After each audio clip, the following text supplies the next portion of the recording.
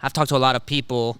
I've had a lot of friends that kind of have came from that world, and I've got a whole video that eventually you guys will be able to check out where I talk about the history of the sport and specifically talk about the Soviet Union aspect of how my hot take probably in that video will be that gymnastics is not an American sport. It's a Soviet Union sport. And or started. Yeah, well, I mean, and they perfected it. And they really, because of communism, socialism, the way that everything was structured in the Soviet Union at that time, it was like the perfect breeding ground for all of these coaches to treat all these children or to treat the sport like science as opposed to a sport, like an extracurricular activity. That's an interesting perspective. Right. So then it was the perfect breeding ground for those coaches to look at these kids as results as opposed to children. Humans. And they just like perfected the sport, and through that, it came over here. Well, I mean, before it even came over here, through perfecting the sport, so many gymnasts had to get wasted to use a terminology of that they might use at the time, right? Obviously not in not with the English language, but like a lot of people had to get broken in order for things for them to figure out what works and what doesn't. Yeah. Perfectly, right? The guinea pigs. Yeah. So a lot of the philosophies that are still in some way, shape, or form kind of peek their head through every now and then. The idea of age in women's gymnastics, the idea of when you peak, when you don't, in the nooks and crannies of all of those things, which are very severely interesting conversations on a technical perspective. If you're a coach and you're just looking at it through pure technical aspect, maybe physics and biomechanics and all of that jazz, right?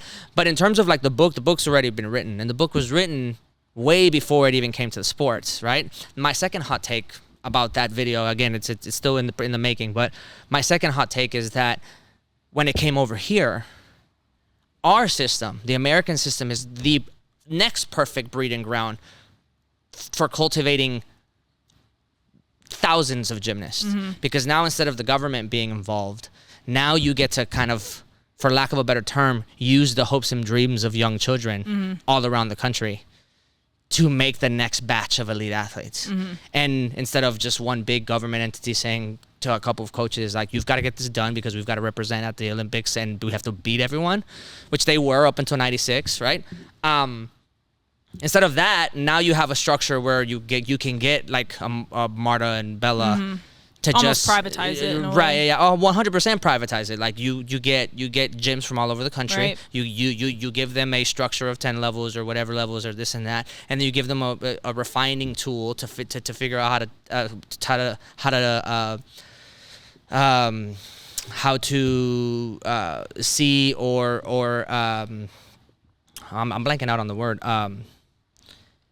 Find talent, like super talent, right, at a young age, and then you give it an avenue so that they can keep working, and then they go to the camp, to the ranch, they get to show, and then like if one of them doesn't do well, then there's more coming. Yeah. There's always more coming, right? But instead of using it as like a governmental structure, now you're using capitalism to do it. Now you're using and with capitalism comes like, you've got to spend the money as a family and as an institution, as a gym, as a whatever. But then you also have these girls that are like, oh no, we want to do this though. Yeah. So now it's not just like I have to do this or I'm not going to be part of this. Right, like in Soviet Union, China, I think even China to this day to some degree, is like they'll get you when you're kids. Yeah. And then you can't do anything else except for that. Yeah. Right? Like I worked at the gym that I was previously at before.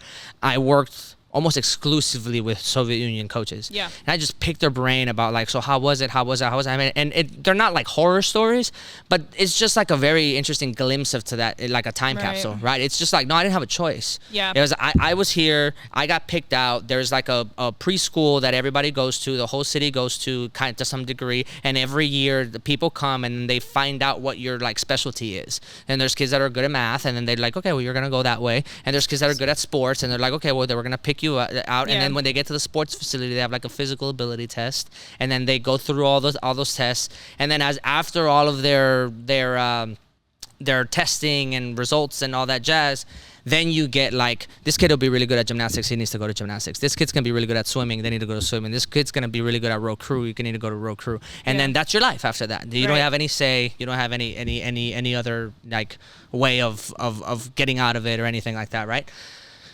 So now instead of that, now you just have these young women everywhere that are like, oh, I want to be that though. Yeah. Right? And then the more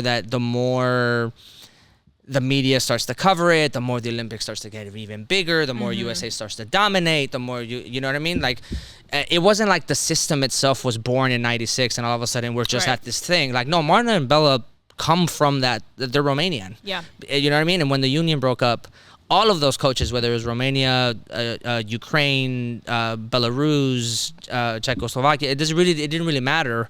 They all just went everywhere. Yeah.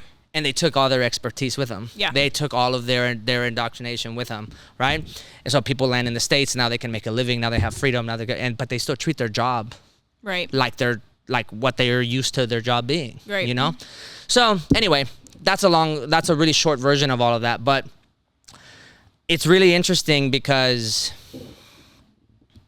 now you're seeing a reckoning of all of that. You're seeing some sort of at least acknowledgement that like, hey, this might not be the most effective system. It's not necessary. Right. Yeah. It's definitely not necessary on the mental side of things, emotional. Excuse me.